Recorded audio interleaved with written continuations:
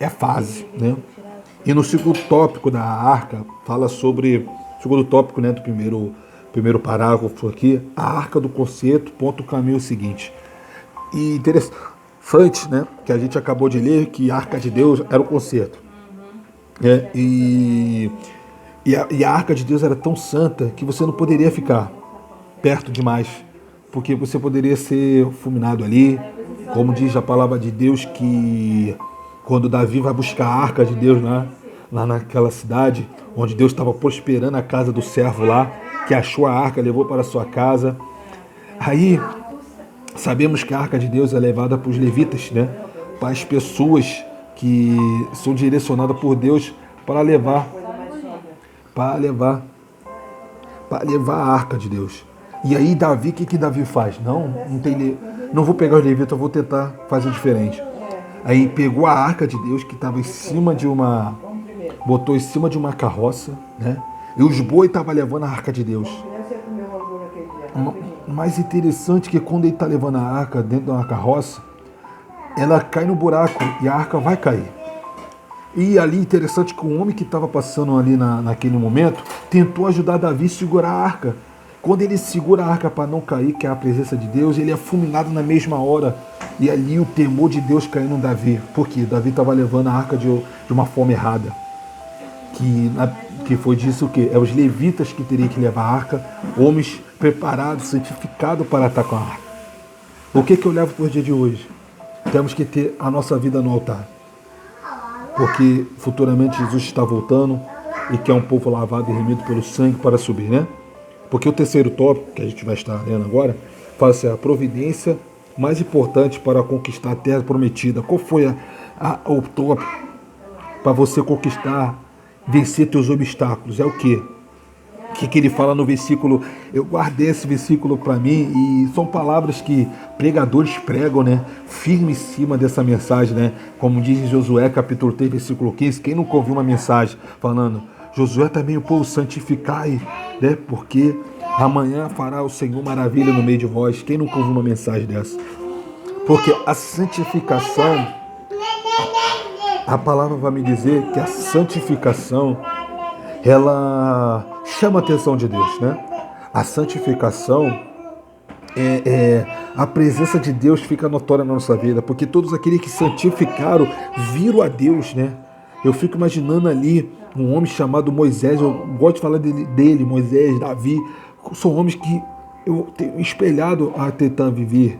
Porque imagina você falar para Deus assim, Deus, tira meu nome do livro da vida, mas não mata o povo que é teu. Eu fico imaginando uma pessoa que pedir para Deus tirar o nome do livro da vida por um povo que estava em idolatria, em pecado, entendeu? E ali Moisés, ele teve essa humildade de falar isso com o próprio Deus, né? Quando fala assim, eu quero te ver. E Deus falou assim, ô Moisés, eu não posso te mostrar, Moisés, porque se você me ver nesse teu corpo carnal, tu vai morrer, Moisés. Não, mas eu quero te ver, Senhor, me mostra, Senhor. E o Senhor só mostrou ele de costa e viu o milagre que aconteceu, aquele brilho no seu rosto, no seu corpo, que ninguém conseguiu tocar em Moisés quando ele desceu do monte, quando só viu as costas de Deus, né? E ele foi escondido dentro de uma cabana por 7 dias para aquele brilho do Espírito no seu corpo saísse, para poder o povo ver ele, que estava cegando os olhos do povo só por ter visto as costas de Deus. Então é tremenda essa intimidade que ele tinha. Isso que a santidade ela faz na nossa vida. A santidade não é uma prisão de você ter que estar sempre lendo a Bíblia, sempre orando. Isso não tem que ser uma prisão para você. Isso não tem que ser uma coisa, vou ter que fazer porque eu estou sendo obrigado a fazer, não. Jesus ele não te obriga a fazer nada, é por amor. A leitura da Bíblia, a oração, santidade é por amor, não é por obrigação, porque a Bíblia diz que se aquela pessoa que está indo para a igreja com medo de ir para o inferno, essa já está no inferno, porque o medo te faz a querer fazer uma coisa que você não quer, né? Então, não tem que ter medo, tem que ter prazer de estar na casa de Deus, prazer para buscar jovens, porque eu sei que o mundo tem vários pratos aí, eu sei que são pratos bons, porque eu já fui jovem com vocês, eu sei quais os pratos que o mundo tem. É romance, é alegria, é baile, é curtição, é uma alegria totalmente diferente, não é aquela coisa monótona dentro da igreja. Eu sei disso. Eu já passei o que vocês estão passando. Dizer que a igreja é monótona, é uma coisa chata, toda hora vir lá o pastor falar, ficar lá sentado, não tem que estar querendo curtir, brincando, fazendo um monte de coisa. Eu sei, já passei o que vocês estão passando. Mas aprenda uma coisa: vocês estão só vivendo um momento. Fique imaginando o que vai ser da sua alma se você morrer sem Cristo.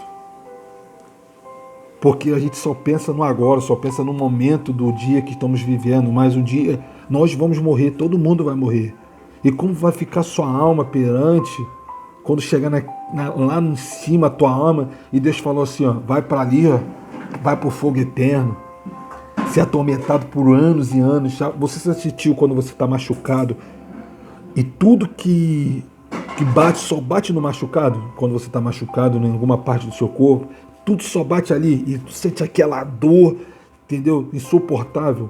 Imagine você isso pela eternidade da sua vida. Aquela pessoa te furando e você não podendo sair daquilo. O que é bom? Viver um momento ou viver uma eternidade de sofrimento, né? Porque momento passa, coisas carnais passam. O que fica é momentos, né? Então, esses momentos que temos que entender. Porque o que você pode estar pensando que é ruim para você hoje, vai te fazer falta lá na frente, né? É isso que eu quero te mostrar. Eu fico imaginando os discípulos. Paulo tinha tudo, não precisava ser crente. Paulo, ele era Gamaliel, era chefe de guarda, e foi padecer por Cristo, apanhou, tomou chicotada 40 açoites menos uma, 4 naufrágios, o cara que era rico, o cara que tinha patente, largou tudo por Cristo, né? Entendeu? Vamos ver, dos discípulos só tinha um que tinha capacidade de ter uma vida sucedida, mas que extrair, que era Judas. Todo mundo era pescador, sofreram por Cristo, e eu fico imaginando, e nós hoje não queremos sofrer um pouquinho por Cristo? Aquele que morreu na cruz por nós, né? Aquele que entregou a sua vida. Eu fico imaginando, quem é pai aqui sabe, quando vê seu filho morrendo, ou mãe, o sofrimento que é. Eu fico imaginando o coração de Deus vendo seu filho lá na cruz do Calvário, e ele não poder fazer nada, porque ele fez por amor de nós, né? Você daria seu filho, se Jesus chegasse hoje, ó, me dá seu filho pela sua humanidade? Você daria? Não daria. Porque você já botava vários obstáculos, primeiramente. O povo é pecador, o povo é desobediente, o povo é isso. A gente ia botar vários obstáculos para não dar nosso filho, né? Para não dar nosso filho. Então eu fico imaginando, né, essa situação. Então, jovens, viva teus obstáculos e aprenda com eles. Deus, ele não te joga no deserto para te matar, mas para te ensinar. A tua dificuldade que você passa é para você aprender com Deus, aprender com o Eterno. Porque sem obstáculo não temos amadurecimento. Aprenda uma coisa: você amadurece no sofrimento ou você amadurece na curtição, na alegria? Você amadurece na festa ou você amadurece quando você está doente? Porque quando estamos doentes e passamos por uma doença, para não entrar naquela doença, a gente começa a fazer o que a gente aprendeu, né? Para não cair cair naquele problema, né? Então, o amadurecimento vem no meio da dificuldade, no meio do deserto. Porque a festa, ela só vai fazer encher teu ego, as amizades que bate nas tuas costas, acho que é tua amiga, só vai encher teu ego. Mas quem te conhece mesmo é quando você está no seu quarto sozinho, só você e seu celular, e a solidão vem, né? Você não tem ninguém, e às vezes os jovens hoje não desabafam com os pais, né? Vemos aí homens depressivos, jovens se matando porque não conseguem desabafar com os pais. Às vezes os pais não têm uma sabedoria para poder desbloquear esse meio de falar, né? Falar com o pai, porque às vezes o pai não entende, né? O jovem, às vezes, o meu amigo de fora me entende, né? E vai lá, aí o jovem mostra as drogas, mostra as coisas, e vemos aí a destruição acontecendo do lar, por motivo de não ter uma sabedoria porque não tem Cristo no lar. Quando tem Cristo no lar, não importa a condição que você vive nesse mundo, porque o funk, o pagode, as músicas que eloquência do mundo só vai atingir o seu corpo e fazer você ser uma pessoa que você não é. Mas a presença de Deus, ela entra na sua alma, muda a sua vida e fala assim: é esse jovem que eu sei que você é. Fico imaginando José, olha, vamos falar sobre José, quem nunca viu sobre José? José tinha vários irmãos, todo mundo não gostava de José porque o pai amava mais José. Por quê? Eu levo isso como experiência para mim. Os pais não podem amar um e não amar o outro, tem que amar todos da mesma forma. Mas ali Abraão não sabia lidar com isso e amava mais José. Por quê? Porque era a mulher que ele amava da sua velhice, né? A mulher que ele conquistou, né? Que era a Sara. Então era uma coisa surreal. Mas interessante que... Raquel. Não é Sara, sabe? Abraão é Sara. Então o que acontece? Desculpa, gente, é Jacó. Eu falei Abraão, mas é Jacó e Raquel. Amava Raquel e ela teve seu filho antes de morrer, ela teve seu filho, né? Teve dois, sendo que quando o outro era mais novo, né? O caçula, antes de vir ele, veio José. Então José era mais amável, ganhou túnica do seu pai. Quem ganhava a túnica naquela época, né? Era uma tradição. A pessoa que ganhava uma túnica do pai era o filho, era o primeiro filho, que era Rubens, né?